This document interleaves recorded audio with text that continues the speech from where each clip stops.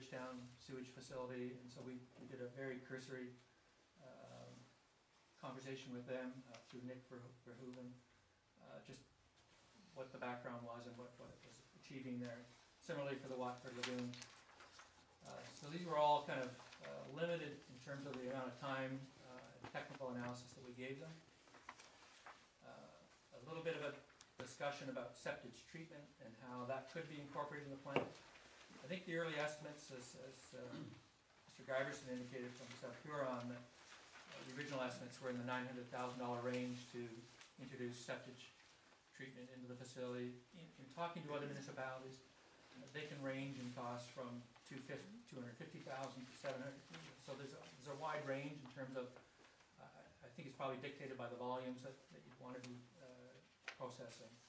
Some discussion about their revenue generating capacity, and it was difficult. Nick was asking those that were doing sludge treatment what their rates were, and the ranges were so wide it was very difficult to come up with an average range. So it's something that would require a lot more analysis. We also explored whether an alternative might be to incorporate sludge treatment more centrally located, for example, for Lambton Shores at least, in the Thetford lagoons, or at the Arcona plant, which has some capacity. I think if it's a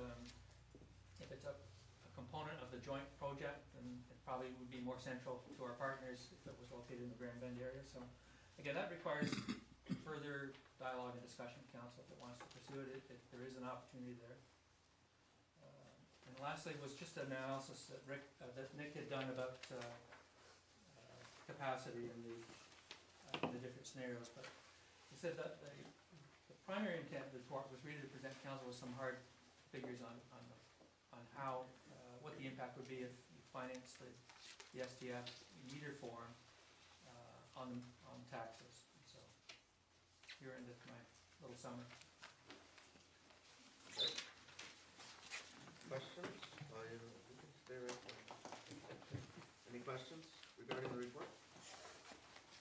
Councilor Russell.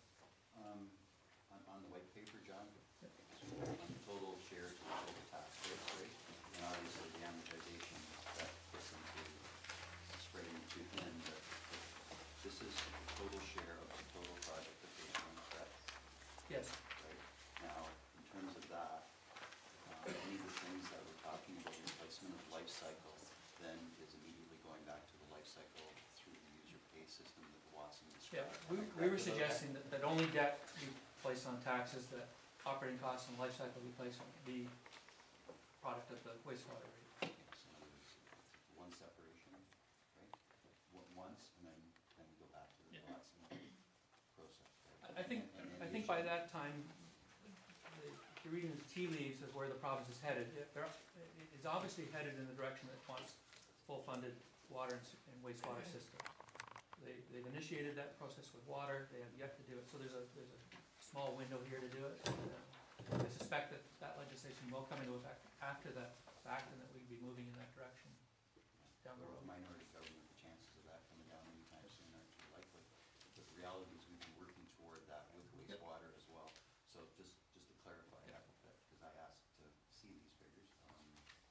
This is taking our debt for this project and putting it across, in an economic development sense, across the whole ratepayer system versus the user pay system, correct? Correct.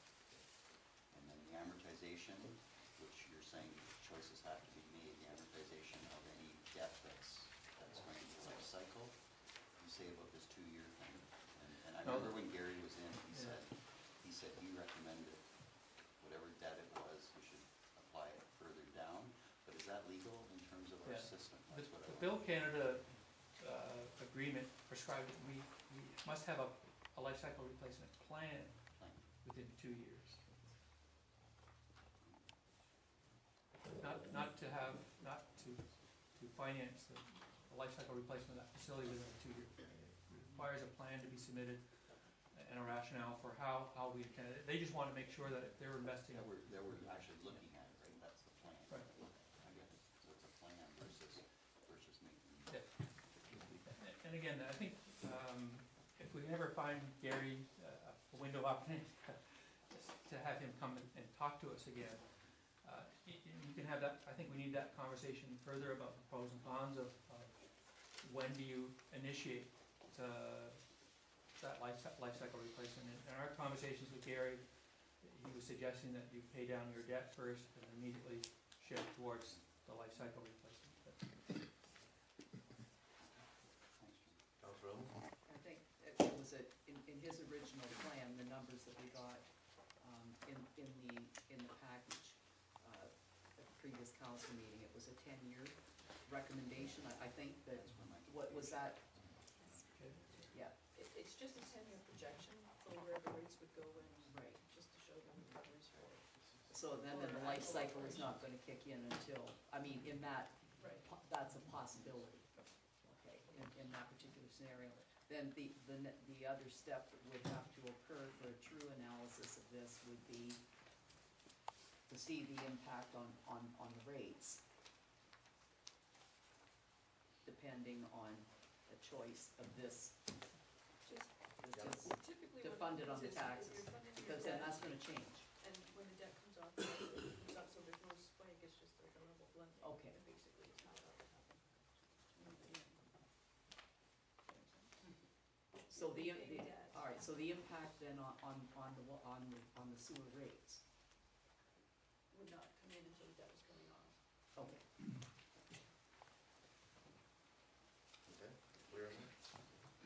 Deputy Mayor Day?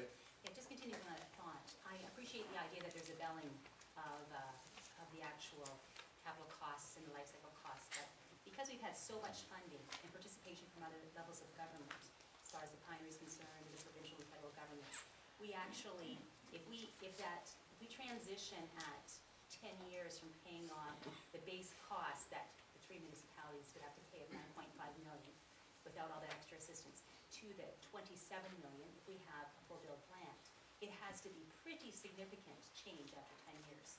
Because we're moving from a very significant cost differential there. But you're also only incorporating your percentage of the share of the ownership. It wouldn't be the full system, it would be a proportionate share. Which could be a very 70% of the It total. depends on the decision made. Okay. Other questions? Yes. Deputy Mayor Day? Yes, another question. With regards to the Pinery's contribution, obviously between October 7th and February 2nd, their contribution has moved from $1.5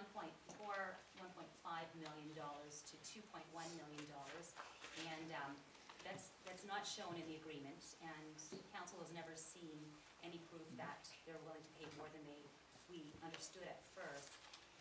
And also, another concern I have with these figures is that the Pinery is only going to pay for 10.8% of the non-marine portion, but and in a single train, you would think that the number that they would pay, which is 10% of the total cost, would be smaller for a single train. However, across the board in these numbers, they've used the same amount of $2.1 million. The single train has not been reduced at all.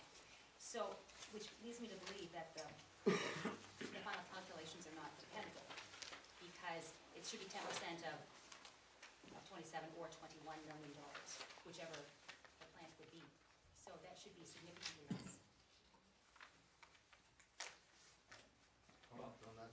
The agreement with the Pinery was entered into in 2006 when the sewage treatment facility was still in the early phases of design. Like it was just in the discussion stages with the tri-municipal committee at that time before it became a joint board. And the estimates were used in that 2006 agreement were based on what the numbers were at that time. The agreement calls for provision that if there are changes in those estimates, then in any way, shape, or form of the agreement, then the Pinery needs to, the M&R, needs to be advised of what those changes might be. And so when we're narrowing down and trying to refine this for council, we contacted the M&R because I thought, has anybody, we're checking with Peggy had left in October. I said, had anybody checked with the Pinery? And we were trying to confirm where did the 1.5 number come from. and we saw that it was based on that original 2006 estimate.